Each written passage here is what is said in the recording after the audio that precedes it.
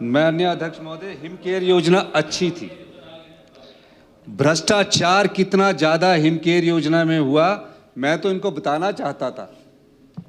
और ये मुझे पता था कि भ्रष्टाचार से पहले जो हिमकेयर योजना में हुआ है, ये वॉकआउट करेंगे।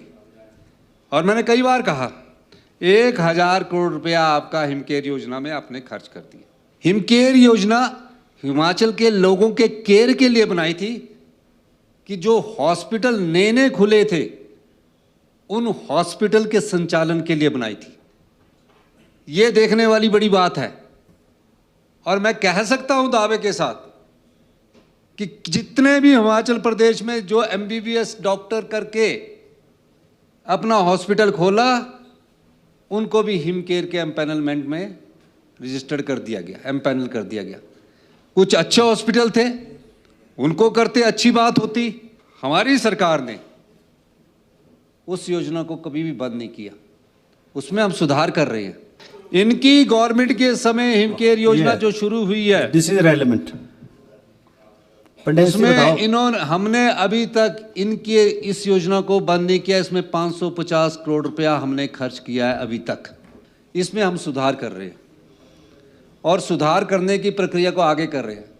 अब जो गॉल ब्लैडर का ऑपरेशन है वो 11,000 12,000 रुपये में हो जाता है, 15,000 से ज़्यादा नहीं होता। इन्होंने जो पैकेज सैंक्शन किया हिमकेयर में जो पैकेज सैंक्शन किया, वो बहुत बड़ा घोटाला है। सारी शॉप्स जो है, जितनी भी मेडिकल शॉप जिसने शुरू में स्टार्ट की, जिसकी 10,000 की सेल थी, हिमकेयर योजना से 1 लाख की सेल होगी। और जिसकी 1 लाख की सेल थी और कोई ऐसा एम्पैनलमेंट नहीं, सभी शॉप्स को एम्पैनल कर दिया गया। अब मैंने ये जानकारी प्राप्त की कि हिमकेयर योजना का लाभ किस किस जिला को दिया।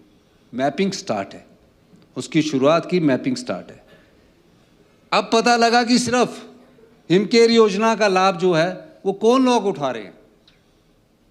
और मैं आपको कह सकता हूं दावे के साथ, भाई भतीजावाद इसमें किया गया है। पूर्व मुख्यमंत्री जी ने नेयर चौक में MRI की मशीन नहीं लगाई। MRI की मशीन बाहर रखी है, प्राइवेट में रखी है, और हिमकेयर योजना से उसके लाभ उठा रहे हैं।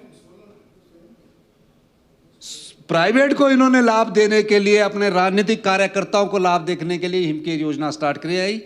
गरीब के इलाज के लिए हमारी सरकार हमेशा से तत्पर रही है। हमने कहा अगर कोई भी गरीब आदमी अगर उसके पास हिमकेयर का कार्ड नहीं बना है, MS और उसका प्रिंसिपल और जोनल हॉस्पिटल का प्रिंसिपल उसका 100 कार्ड बना सकता है। साल में 4 बार हिमकेयर योजना को हम रेगुलेट कर रहे हैं। तो इस चीज को 350 करोड़ रुपया तो प्राइवेट का देना है, 200 करोड़ रुपया दे चुके हैं। किन हॉस्पिटलों को एम्पैनल करना चाहिए था। तो हिमकेयर योजना को सुचारू चलाने के लिए हम बंद नहीं कर रहे हैं, हम उसमें आगे बढ़ रहे हैं। और जिन हॉस्पिटल्स की ये बात कर रहे हैं, अगर ये 1000 करोड़ रुपया जोनल हॉस्पिटल और डॉक्टरों की भर्ती, नर्सों की भर्ती, पैरामेडिकल की भर्ती और एक्सरे की 15-15 साल टांडा में पड़ी मशीन और IGMC में पड़ी 19 साल पुरानी MRM मशीन को बदलने में 1000 करोड़ रुपया खर्च किया होता, तो जो इलाज करवाने वाले गरीब आदमी है, आम आदमी है, किसान है, बागवान है, उसको सही समय पर यह पता लग जाता कि मुझे क्या बीमारी है।